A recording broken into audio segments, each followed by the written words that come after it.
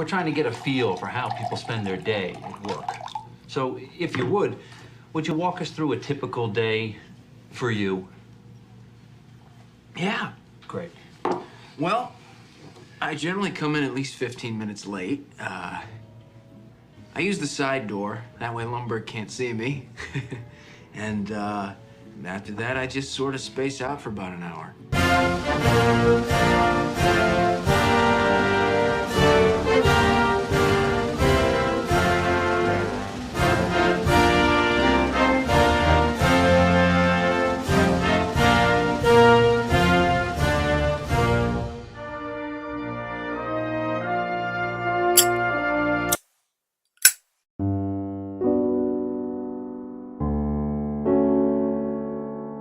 I'm just curious why you feel the need to relax and lay on your bed while watching this video. The voice in your head is telling you to do more, to be more productive, go to the gym, study, do your homework, develop a skill, and then you tell that voice, maybe in a little bit, but why? Why do you feel like you can relax right now? You didn't do anything today, or maybe you did, but one thing is for sure, if you hate your job or one particular aspect about your life, you definitely shouldn't be relaxing right now. I know for a fact that you probably have taken action before, and yet you still haven't.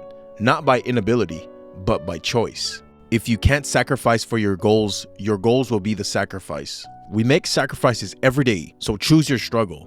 Being fat with a bad hip, or waking up every morning at 5 o'clock to go on a 5-mile run. Your lack of discipline and urgency is ruining your success. I never quite understood how people can go to work every single day to a job that they hate. And to top it off, they're there complaining to every single coworker how they hate their job so much, and yet they have done nothing to change that. What the hell are you waiting for? I swear, some people just want other people to fix their problems. Why complain about something to anyone if you know you're the only one that can fix the problem? During this video, I want you to reflect on the life that you've lived so far. Are you even proud of it? Are you even happy to be you? I know it's easy to brush it off and say, yeah, I'm happy to be me, but at the end of the day, does your life reflect that? Are you living the life that you truly want? And if you aren't, are you working at least 1% each day or more to get to that future dream life that you want? The last 3 weeks for me have been very eye-opening. I would consider myself a very self-aware person, but somehow I find myself in the bottom of an abyss that I'm trying to escape from. And the last 3 weeks, I have finally begun my journey climbing my way out of this pit. Some reason, it just hit me all at once one evening. Why am I doing what I'm doing? Just a sense of consciousness overcame me, and I was sitting at my computer desk just realizing, what the hell am I doing with my life? I say I want to achieve these goals, and yet I'm sitting here doing nothing. And just like that, I got back into the gym seriously and changed my diet. And if you've noticed, even my content has skewed more towards self-improvement and bettering myself. I find it very easy to stay on my journey when my YouTube channel itself is keeping me accountable.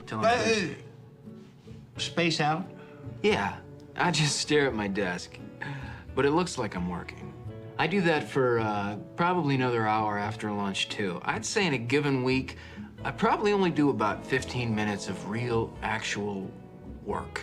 Delayed gratification is the act of resisting an impulse to take an immediate available reward in the hope of obtaining a more valued one in the future. The ability to delay gratification is essential to self-regulation or self-control. Self-control essentially means willpower. Emotional regulation is something that you need in order to survive and thrive in this world. Without that, you are a slave to your emotions, doing anything for satisfaction. And we know how extremely important that is. I mean, after all, Adam and Eve lost paradise because they couldn't resist the temptation of the serpent and the apple. When it comes to success and true self-care, delayed gratification is the answer. And I just want to provide an example. Now, you may have heard of this experiment before. It's called the marshmallow test, but I'm going to give a quick synopsis of the whole situation. So this is an experiment done by Walter Mischel. To study the conditions that promote delayed gratification, the American psychologist Walter Mischel and his colleagues designed an experimental situation, the marshmallow test, in which a child is asked to choose between a larger treat, such as 2 cookies or marshmallows, and a smaller treat, such as 1 cookie or marshmallow. After stating a preference for the larger treat, the child learns that to obtain that treat, it is necessary to wait for the experimenter to return. The child is also told that if he or she signals the experimenter will return and the child will receive the smaller treat. Thus, the smaller treat is available now, but the larger treat requires waiting. To get the larger treat, the child must resist the temptation to get an immediate treat. The experimental situation has proven very useful, both in demonstrating the importance of the ability to delay gratification and and in identifying strategies to make it possible for children to delay gratification. Children who are best able to wait in the situation when they were 4 years old are more socially and academically successful as high school students and earn higher SAT scores. So not only did they find out that developing delayed gratification at an earlier age helps with test scores, but also they found these kids were less likely to use cigarettes and alcohol and other drugs than their peers who choose not to wait. So if you can delay your gratification and satisfaction, more than likely you will become a successful person, because at its core, it's just willpower and self-control. I find it very interesting that people will do anything and everything to distract themselves from the reality.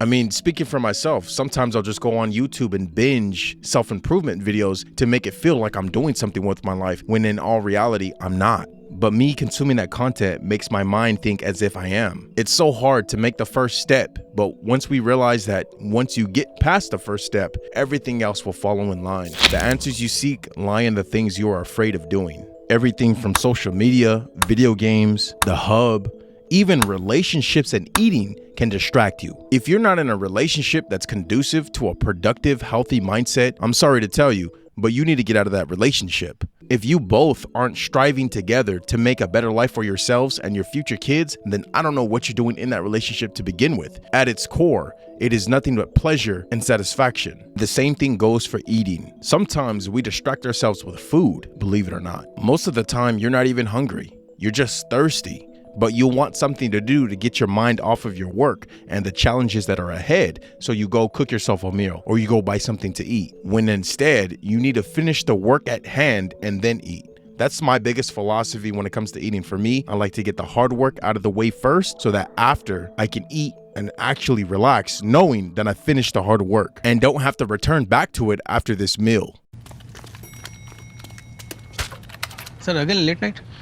Yeah, man. Give the change. Sir, don't mind. Work, life, balance should have, no?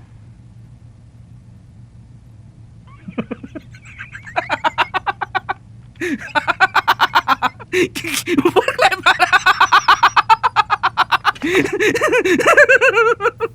This whole idea of work-life balance is complete BS, I'm sorry to say, because in all reality, if you're actually on your purpose and doing something that you love, you would never want to stop working, or at least you should feel that way. And that may mean maybe this is a sign that you need to quit that dead-end job that you hate going to every day and actually get into a field that you have genuine interest in. I'm telling you right now, from my personal experience, the only reason I was able to graduate college was for the sheer fact that I like showing up. I like going to class every day. I like this idea that I'm growing my knowledge about certain things I never knew about, and I'm surrounded by people who are in that same shared mindset. If I went to class every day and I was surrounded by idiots or morons who just took the experience for granted, I probably wouldn't want to show up. And that's exactly the way I felt about working 9-to-5s. These morons are not here to actually be conducive to society. They're just here for a paycheck, and that's fine. But at the end of the day, that can wear on your mentality, knowing that these people don't really want to be here, but they're here because they have to be. When you love to do something, you're that much more willing to go all in, to spend and dedicate your entire life to whatever it is that it may be. You have to recognize that most successful people do not have this idea of work-life balance. They literally attack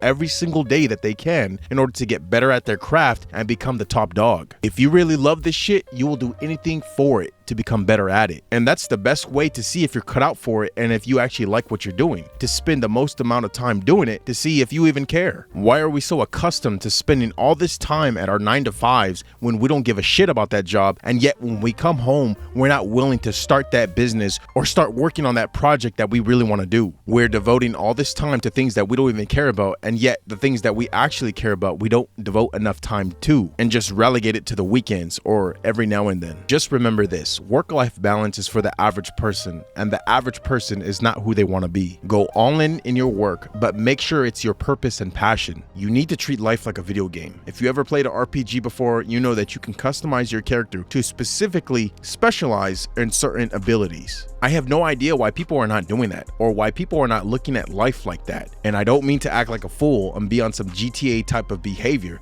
but instead, get out there and do things. When's the last time you played Grand Theft Auto and sat inside and watched TV, or just been on your phone in the video game? That's ridiculous. Every single time you play a game, you're actually running around, driving, doing missions, doing side quests, and that's how you need to be in real life. Treat life like a video game. Level up your character in every single ability. It's so crazy that people will spend precious time inside on their phones or watching TV when there's a whole world outside. You need to stop being complacent and addicted to these quick dopamine hits. I mean, no wonder your life is in shambles. No wonder you're unsatisfied with life and yourself. Stop giving into these TikTok videos where they make you believe it's okay to bed rot, to sit on your bed and watch TV because you deserve it, when in all reality, all you did is go to your job, which is part of your responsibilities anyway. True self-care is to take care of your responsibilities when they need to be done on a timely manner, not putting it off and doing it when you feel like it. 90% of the people watching this video are not even productive on a day-to-day basis.